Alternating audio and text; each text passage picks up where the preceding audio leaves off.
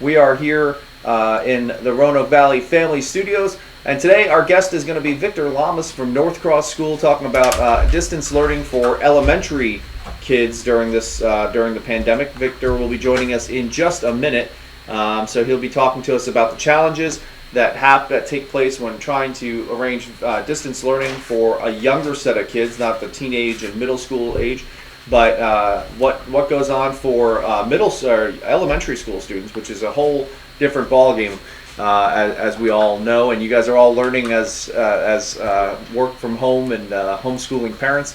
So he's going to tell to us a little bit about that. So before we begin, let's talk about a couple things. First, seniors, we can still accept senior applicants to be in our June issue.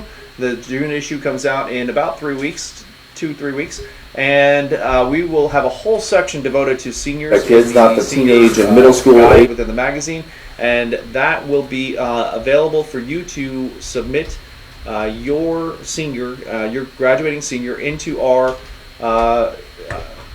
form so that we can present them in the June issue alongside of all the lists of all the students graduating throughout the region. So make sure that you have 2 more days to do that. May 20th is your deadline. Just head over to our website at roanoke.family and sign up your senior to be in the June issue.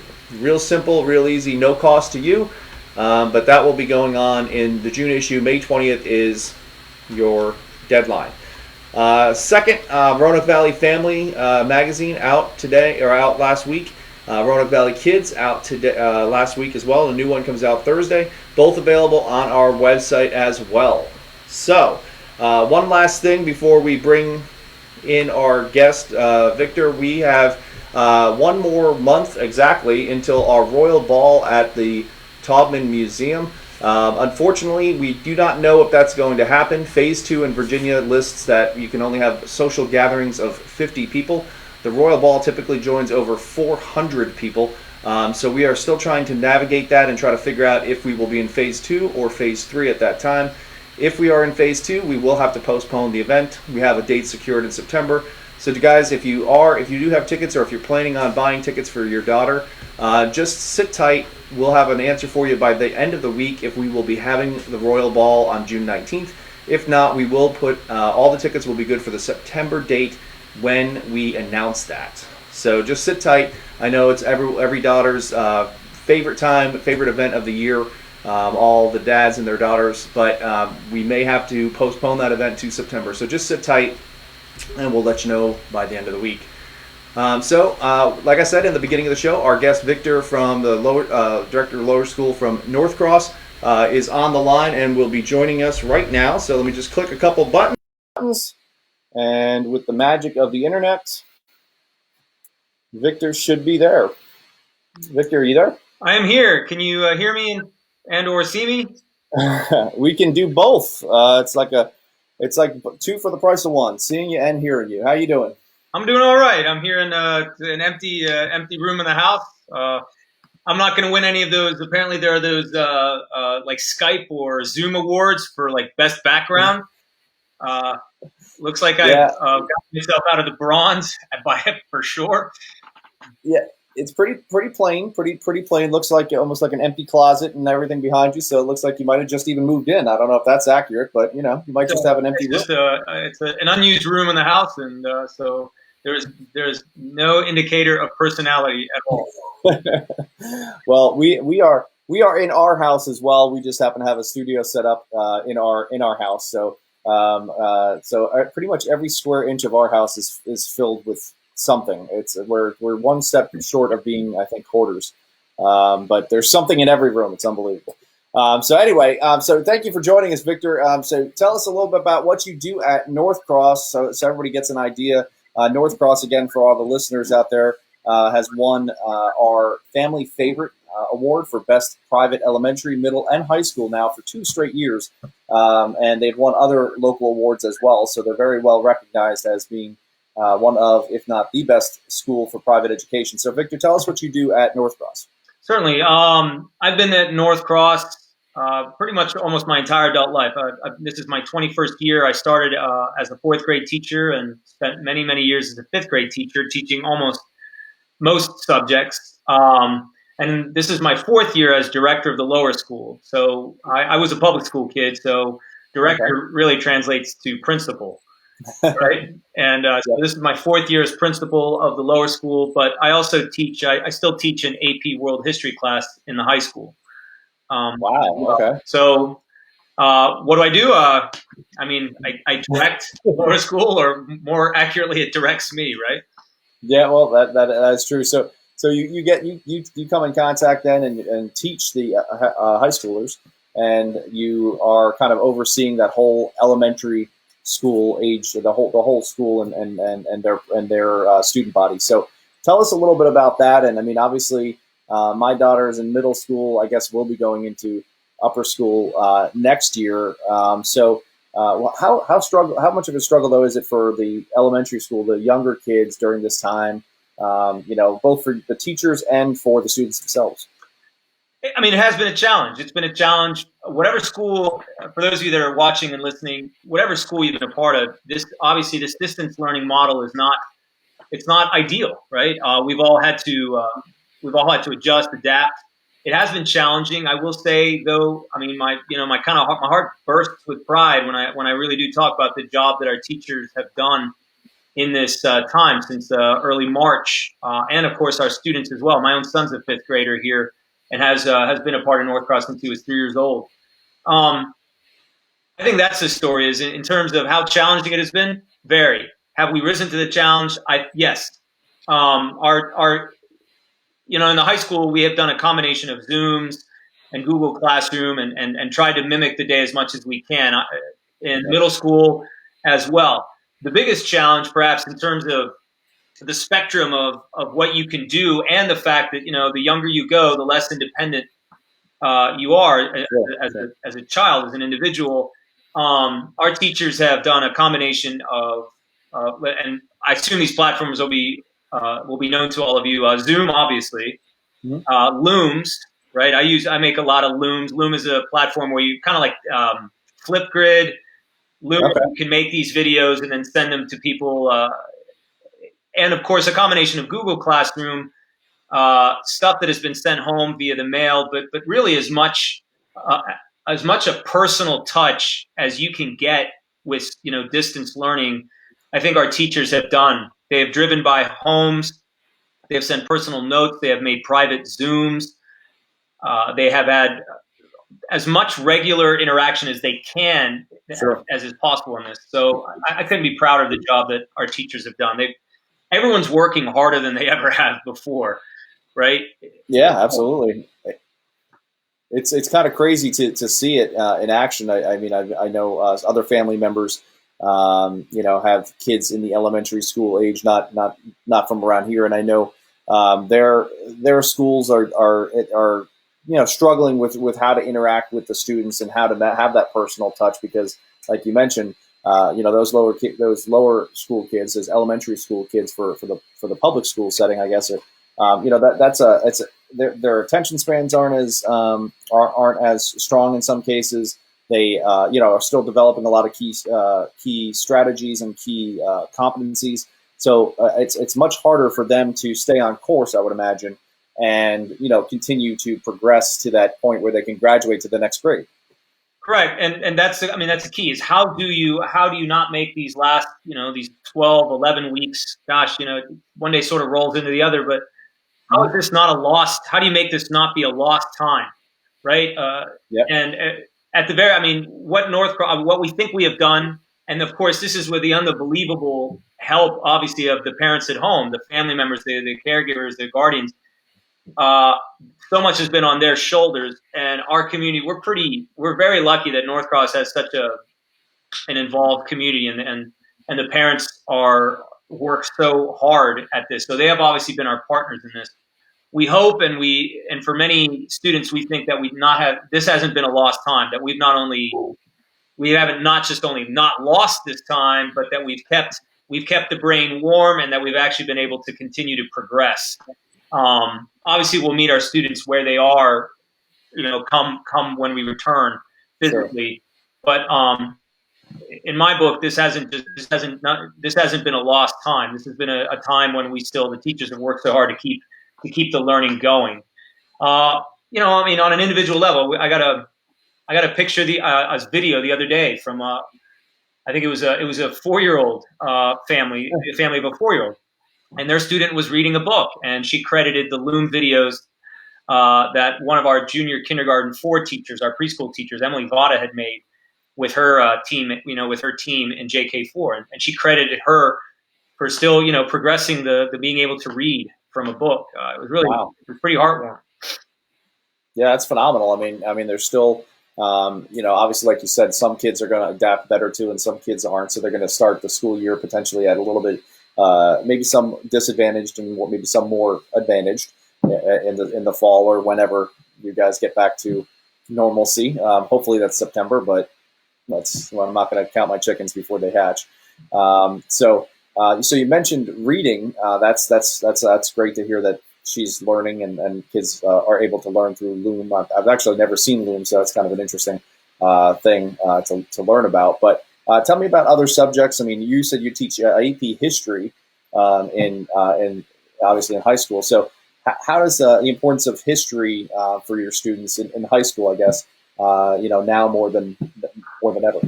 Well, I'm a history fanatic. I love history, ancient, medieval, current, World War II, all sorts of stuff. And in AP World History, we finished dialing down on communism in the 20th century, and then of course we had to lock away and distance learn. Yep.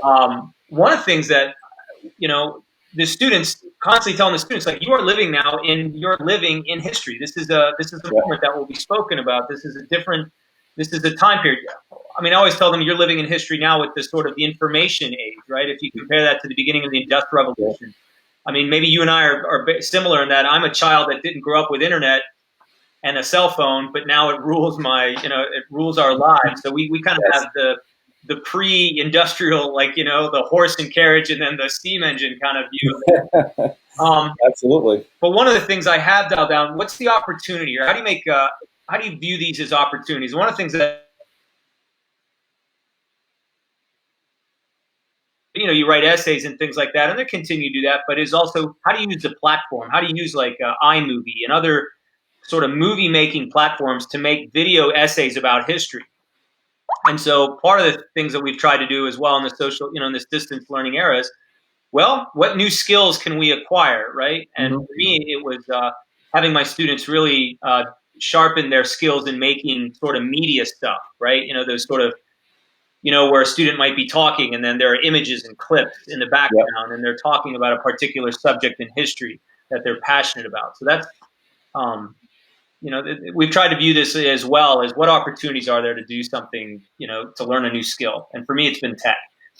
Yeah, well, I mean, it's a great way to reach the kids in a different way. I mean, they're learning obviously in a different way. I mean, by being able to incorporate, like you said, iMovies or something like that into a subject such as history that's not technology based. It's it's pretty neat. That's a great way to keep people active and keep people learning. And history, obviously, like you said, we're living in a kind of I guess a rich environment where we can get information quickly, but there's a lot to be learned from history. We've had other pandemics or epidemics in the past, so things like that, and things about how culture and society has evolved during that time, I'm sure is extremely interesting and for these kids to learn. It's if you go through history, I mean, microbes that we cannot see have changed the course of history over and over again, right?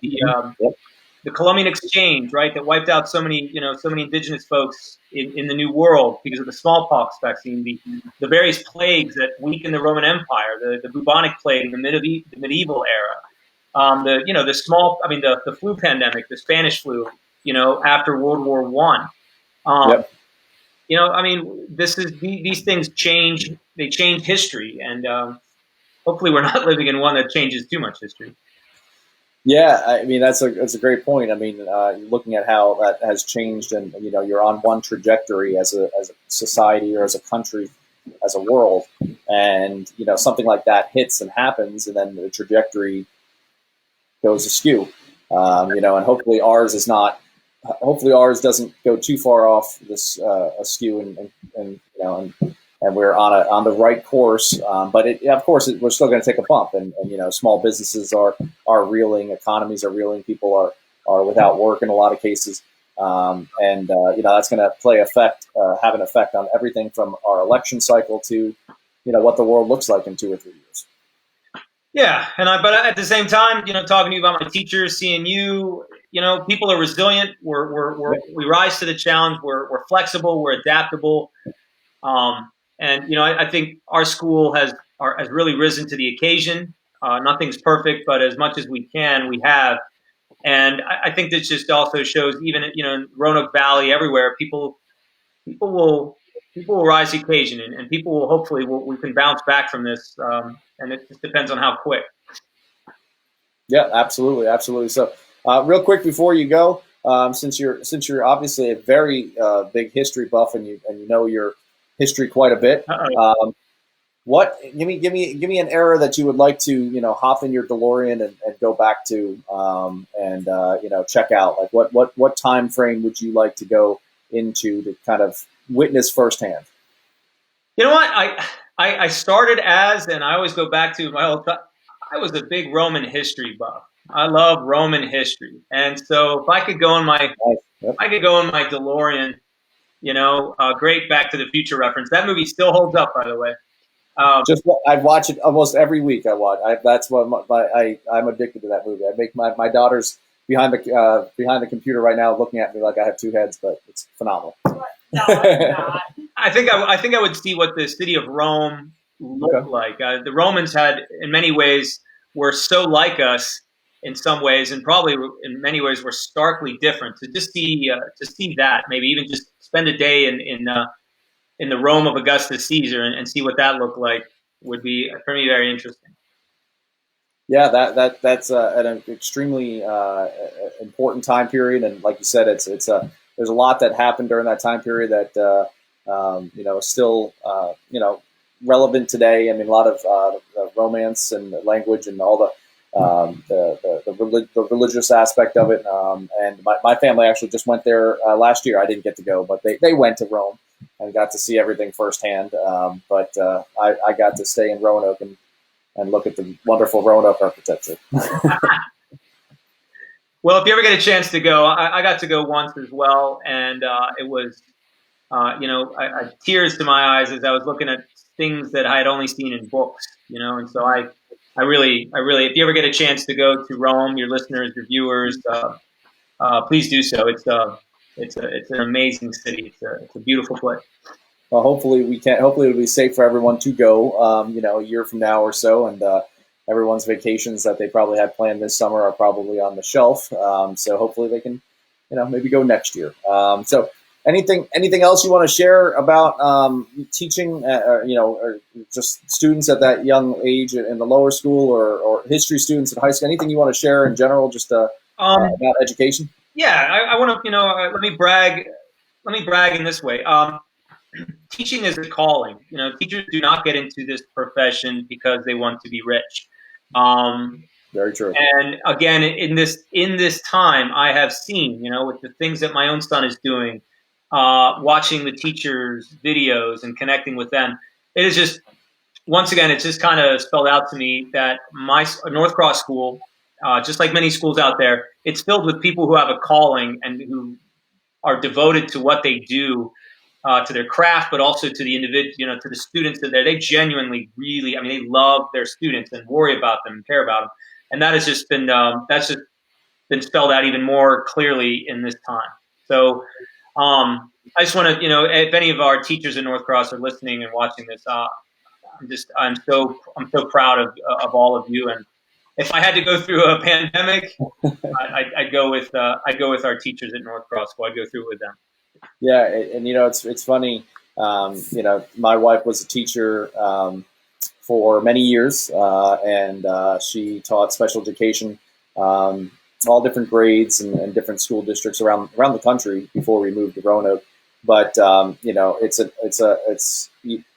won't say it's a thankless profession, but people don't realize what it takes to be a teacher necessarily. And I think maybe in some cases this pandemic has kind of opened the eyes of some people to exactly what it takes to educate a child on a daily basis. For those kids that don't have a virtual component to their school, and the parents are really just trying to homeschool them almost.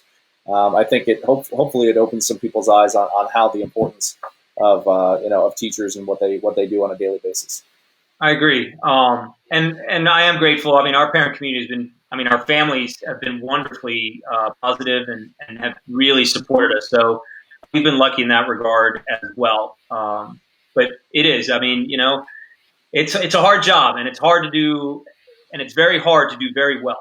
And yes, and they have, and and the motivation has to come from something really deep inside in terms of you view it as a calling. Otherwise, otherwise it'll show.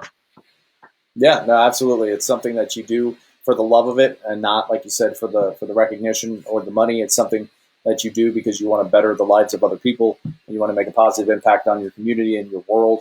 And I think teachers. I'm glad to hear you're so you're strong with behind your teachers, and I know North Cross has a tremendous staff. So kudos to everybody over there for doing a wonderful job and keeping all the kids engaged and learning during this pandemic. And here's to hoping September comes and we're all back on campus, and with a brand new addition to the campus and beautiful new buildings as well.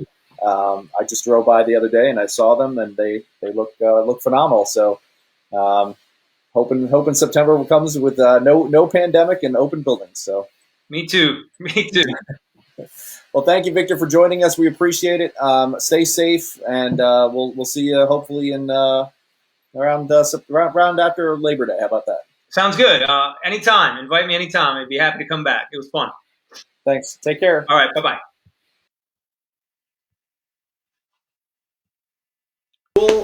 Lower school director talking about just basically how lower school and elementary school age kids are dealing with technology and learning from home, and how North Cross is able to kind of help them out and help them continue to learn. It's very difficult, as we all know, as now homeschooling parents, to be able to maintain that level of education for the kids. And we have always, since the beginning of the magazine, we have always reached out and wanted to help teachers as much as possible, and respected everything that they have done, that they continue to do for our kids. And it's a thankless job sometimes, but it without teachers, our world would be a very, very, very bad place. Kids wouldn't learn, and kids wouldn't have as many role models in the classroom or at school. So thank you very much to all the teachers out there. Thank you to Victor for joining us tonight and talking about that. And before we go, we do have our most popular subject in the world that we do every single time.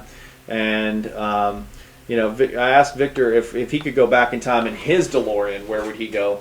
And of course, I would go back to many of the great Yankee years, so I could watch Babe Ruth play and Lou Gehrig play, and I could watch Mickey Mantle and all those great players. So who is number 64 on the Yankees? Oh, I'm sorry. This has something to do Yes. with it. I'm just going to interrupt you. We probably will never get there. Actually, no. Even if we continue to do these videos outside of quarantine, when we get to the hundreds, we could just, instead you have 101, you could just do 1, 2. That's perfect. So I'll go right back. I was thinking that way we'll get to people So we we haven't gotten to. Yeah, so we need to get to 21, I think it is. So that would be, 35 after today plus 21. That is 56 more numbers, 56 more days until we get all the way around all the numbers. Yes, exactly. This is phenomenal. I can't wait. I think after we get to 56 more numbers, That's that's July, mid-July, right? That's somewhere around there. So what we'll do is, but we might take a day off then. We might take a day off after 56 more shows, just because we'll have gone through the entire Yankee universe. So we could just pick something else to name for numbers. we could. We're good. We'll see. We'll see. Well, I'm saying we can take a break and then we can pick something for else. We've got 2 months. We'll figure it out. We'll figure it out. Don't worry, guys. We're not gonna leave you hanging on our number game. But for today, number 64. Who's the greatest Yankee to ever wear number 64? And my answer is nobody. There's just like literally. No, there's a bunch. There's. It looks like. Oh, okay. I thought you were just like 22 players, 21 players who have worn the number 64. And honestly, on this list, there's like, I mean, I couldn't even tell you who's had the best career in baseball with these. There's none of them that are even close to good. So I guess I'll go with, out of all this list, I'll go with Francisco Cervelli, who wore 64 in his first year with the Yankees in 2008. He wore another number after that. Francisco Cervelli, catcher, came up, wore 64 for 1 year, 2008, switched numbers, and then became the starting catcher for the Pittsburgh Pirates, and now he's with the Atlanta Braves. Everybody on this list, I mean, literally has only had a cup of coffee in the majors and never really done much. So I guess Francisco Cervelli. Congratulations, Francisco. I don't know how you did it, but you made it to the best Yankee to ever wear number 64. Yeah, in Dad's opinion. In my opinion. So, but anyway, once again, thanks to Victor Lamas from North Cross for joining us and telling us where he would go in his DeLorean. I think that might be a new subject as well. I'm going to ask everybody, everybody, where would you go in your DeLorean? Exactly. Where are you going to go in your DeLorean? My choice, I just hop around from all the great baseball years. 1927 Yankees, 1961 Yankees, 1936 Yankees, all the different years. But anyway, thanks again to Victor for joining us tonight. We'll be back tomorrow night around 6:15 as well. On Wednesday night, we have John from Super Kicks joining us. He'll show us some super kicks and talk about his He's cool. and talk about his business and how it's going and how he's doing virtual karate. And we'll ask him. We'll ask him. You're going from your FaceTime camera now. Your phone just died. Oh, we're going. Okay, I'm over here now. So we'll ask John about his DeLorean and where he wants to go as well. John, if you're listening or watching, get ready because you're going to have to tell me where you're going to go, and we'll have the plutonium ready and the flux capacitor. So until then, everybody stay safe, wash your hands, and we'll see you tomorrow night for Boredom Besters episode 65. See ya.